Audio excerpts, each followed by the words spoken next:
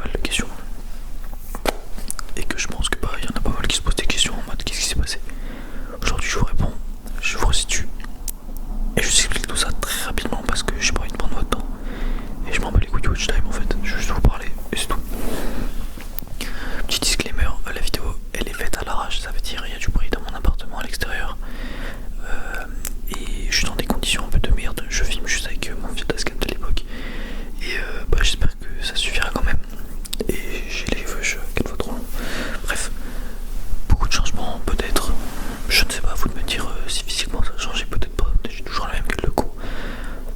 Moi je vais vous resituer à l'époque. Thomas SMR, ça marche bien. Thomas SMR il a 22 000 abonnés et à l'époque tout va très bien puisque je commence à monétiser mes vidéos.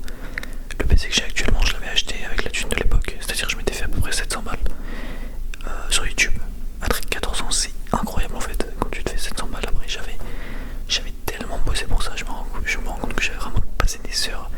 Je mettais un compteur à l'époque sur mon PC et dès que je revenais de l'école je le regardais, j'étais fou de joie. Bref, aujourd'hui je vous parlais franchement. Je resitue. À l'époque j'ai 13-14 ans.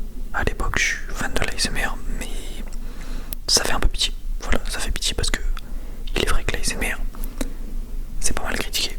L'ASMR c'est pour un mec c'est pas ouf. Et tu passes souvent pour un gay. Voilà, on va pas se mentir. Tu fais de l'ASMR à l'époque, t'es un gros gay. Moi, je calcule pas trop ça. La première chose qui a commencé à me faire prendre conscience après toute cette euphorie, après cette montée d'abonnés, cette kiffance en fait, je kiffais faire ça, c'est les remarques dans les commentaires. En fait, il y a eu pas mal de commentaires qui étaient désobligeants, mais on va dire rien sous moi je m'en battais les couilles. Parce qu'en soi, j'en avais rien à faire. C'était des trucs qui me touchaient pas forcément. Et ça me touchait pas parce que j'en rigolais avec mes frères et parce que les mecs ils avaient raison, tu vois. Il y a des fois j'étais gênant, il y a des fois j'étais pas. Ils avaient raison. Mais je dis pas le contraire, il y en a certains ils avaient raison et d'autres ça faisait mal. Mais pas grave. Ensuite on m'avait reconnu 2-3 fois dans la rue. Ça c'était cool, mais ça me mettait mal à l'aise. Ensuite, il y a eu les vraies choses qui ont commencé à me toucher. En fait, on a commencé un peu à se foutre de ma gueule à l'école, au collège. Ça a commencé. Le fait est que je tanguais un peu au début. Ça veut dire que les remarques elles m'atteignaient pas tant que ça. Mais au bout d'un moment donné, quand il y a tout un groupe qui se fout de ta gueule et que ça crie dans ma ASMR dans la cour de récré, ça me plaisait plus trop moi. Aujourd'hui, actuellement, je m'en bats un peu les couilles. J'ai 18 ans, j'en ai rien à faire. C'était à l'époque et là je viens juste de revoir la chaîne, du coup je me suis dit je vais peut-être poster une vidéo pour ceux qui se demandent en fait ce que je branle actuellement.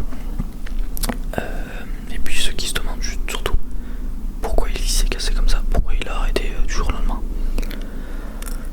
Et en fait j'ai craqué à l'époque. À l'époque j'ai craqué parce que ce qui s'est passé c'est que j'ai eu une pression qui était trop grande et j'avais probablement pas les couilles pour pas le courage pour les porter ces pressions.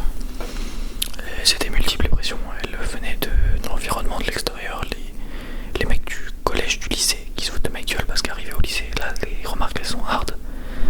On s'en bat les couilles de ton avis, on te lâche ça dans la gueule et on te dit voilà t'es un collement à faire ça et on se foutait de ma gueule, clairement on se foutait de ma gueule.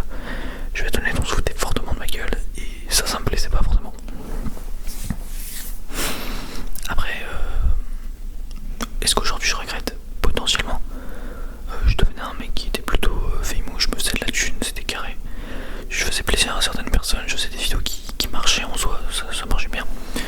Mais j'ai vu les vues baisser, j'ai vu les remarques arriver, j'ai vu les... Ouais, il y avait pas mal de commentaires qui me disaient que je me la touchais un peu parce que je faisais des vidéos qui puent un peu sa grand-mère. Et je voyais les remarques IRL, surtout IRL, et ça m'a pas plu du tout, et ça m'a vraiment fait craquer.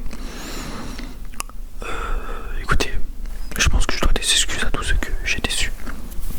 Parce que voilà, j'ai fait quelque chose, j'ai supprimé ma chaîne, on va dire, j'ai tout mis en fait j'avais tout mis en privé. Actuellement c'est disponible, actuellement vous pouvez voir mes vidéos. Mais à l'époque j'ai tout mis en privé.